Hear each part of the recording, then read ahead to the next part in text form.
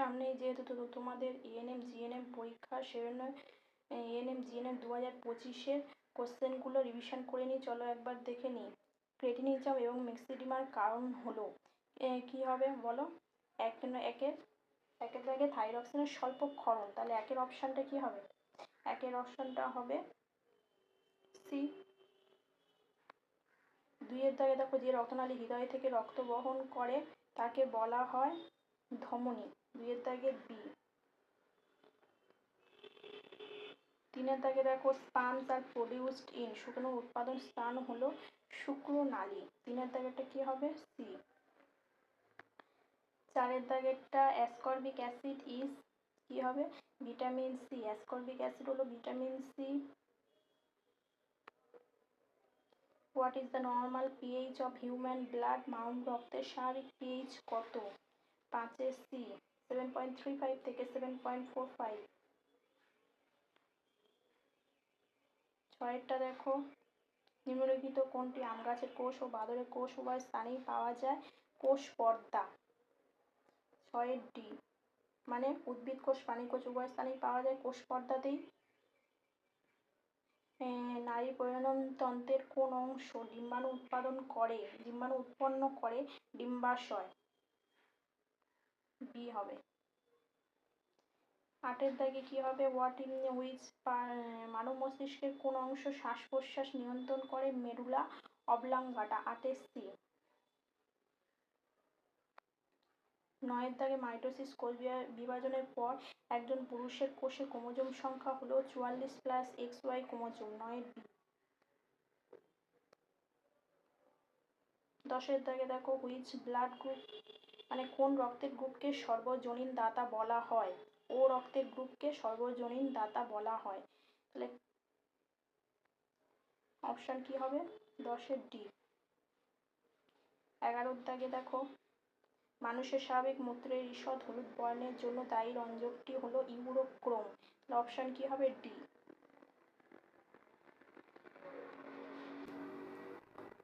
Option কি হবে? D.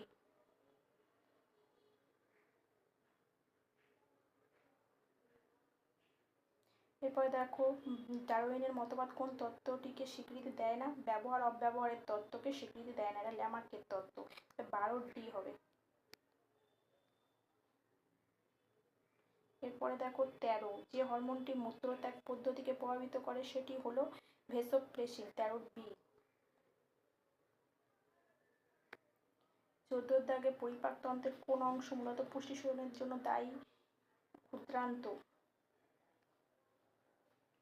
15-এর দাগে সবুজ পাতার কোষের যে অংশে আলোক বিক্রিয়া সম্পন্ন হয়? ক্লোরোপ্লাস্টের গ্রানা।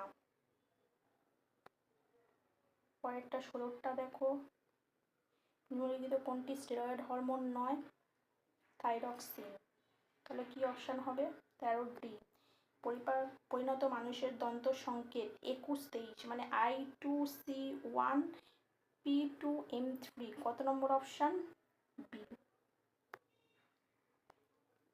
18-এর দাগে মানব হৃদয়ের হৃদযন্ত্রের সাধারণ ও প্রাকৃতিক পেসমেকারটি হলো SA নোড, বি অপশান। তারপরে দেখো 19-এর দাগে রক্তের কোন কোষগুলি অক্সিজেন পরিবহনের জন্য দায়ী? লোহিত রক্ত কণিকা, কি হবে? Option C. শ্বাসযন্ত্রের কোন অংশকে ষড়যন্ত্র বলা হয়? ল্যারিংসকে, 20 সি। 21-এ নিম্নলিখিত কোনটি জলবাহিত অসুখ নয়? ডায়াবেটিস, 21-এ সি।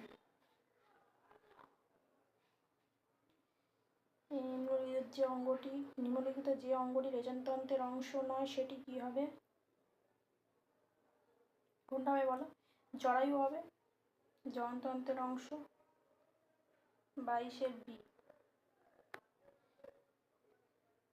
23-এ স্তন্যপায়ী প্রাণীর নিষেক প্রক্রিয়া সম্পন্ন হয় ডিম্বাশয়, 23-এর কি হবে? বি।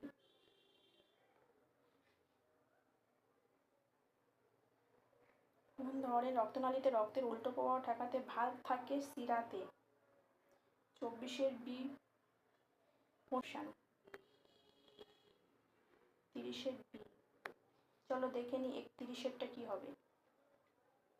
নিম্নলিখিত কোনগুলি নারীর প্রজননতন্ত্রের অংশ? তাহলে এখানে 31 থেকে 1-এর অধিক উত্তর হবে। তাহলে কোনটা কোনটা হবে? নারী প্রজননতন্ত্রের অংশ, এ ডিম্বাশয় হয়ে যাবে, অন্ডকোষ বাদ দিয়ে তিনটেই হয়ে যাবে, এ সি ডি। ডিম্বাশয়, ফ্যালোপিয়ান নালী, গর্ভাশয়। তারপর 32-টা দেখো, মেয়োসিস সম্পর্কে সঠিক উক্তিগুলি নির্বাচন করো। মেয়োসিস সম্পর্কে সঠিক উক্তিগুলো নির্বাচন করো। তাহলে সঠিক উক্তি কোনটা কোনটা ঠিক হবে? এটি একটি হাঁস বিভাজন চারটি অপত্য কোষ উৎপন্ন হয়, এই দুটো অপশন ঠিক হবে। 32-এর বিডি, 32-এর বিডি। এরপরে দেখো 33-এর হুইচ অফ দ্য নিম্নলিখিত কোন ভিটামিনগুলি চর্বিতে দ্রবণীয়? এ ডি ই কে জানি, ভিটামিন চর্বিতে দ্রবণীয় আমরা জানি। তাহলে এ সি ডি অপশন কি কি হবে? A C D. আচ্ছা, তারপরে দেখো 34 নম্বর, আয়নের গঠনগত উপাদান হলো রাইবোজ শর্করা, ইউরাসিল, এ ডি।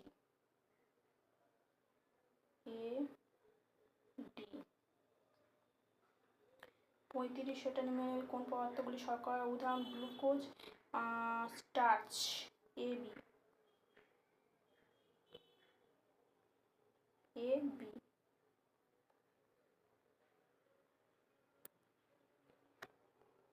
তারপর একটা দেখো 36,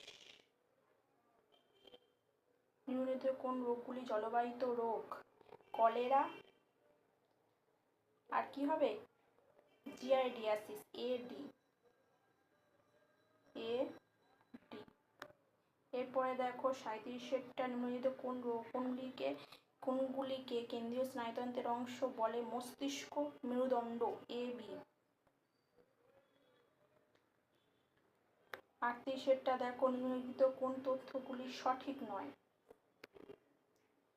কোন তথ্যগুলো সঠিক নয়? তাহলে ইস্ট্রোজেন একটি পেপটাইড হরমোন, এটা সঠিক নয়।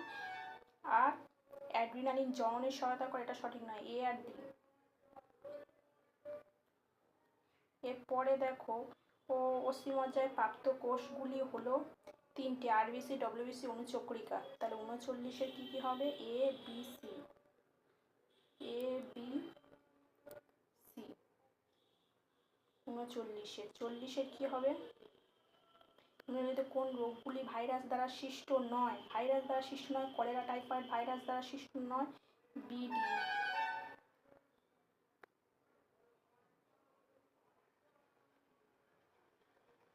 গ্যালভানাইজেশনের সময় লোহার উপর কোন ধাতু লেপন করা হয়? গ্যালভানাইজেশনের সময় লোহার উপর কোন ধাতু লেপন করা হয়?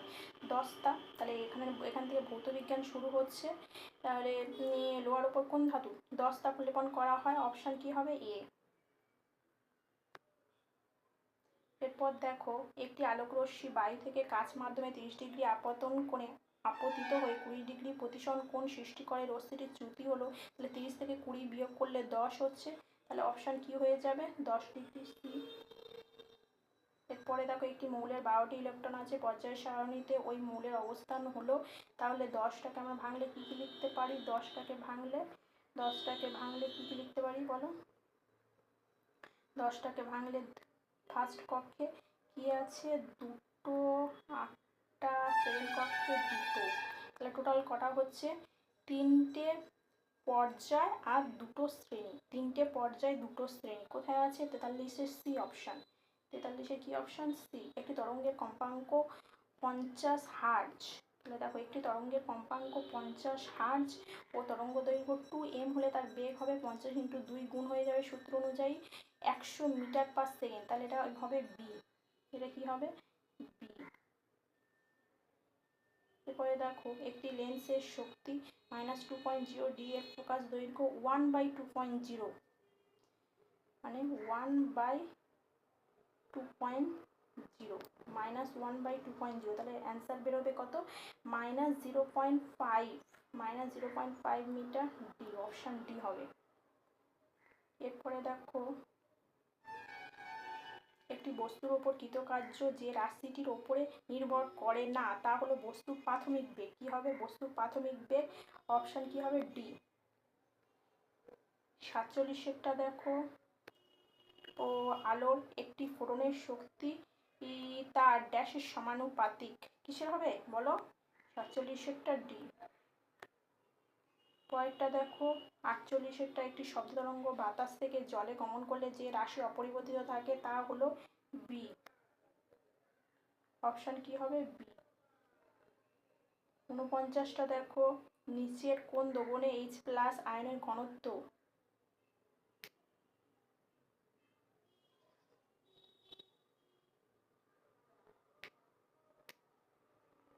নিচের কোন দ্রবণে H+ আয়নের ঘনত্ব সবচেয়ে বেশি?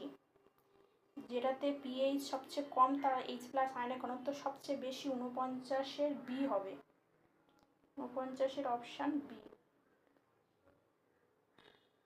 50-এর দেখো, ক্যালসিয়াম ফসফেটের সঠিক সংকেত হলো? 50-এর কি হবে? D, Ca3PO4 2। 50-এর ডি হবে। কি হবে? 50-এর ডি।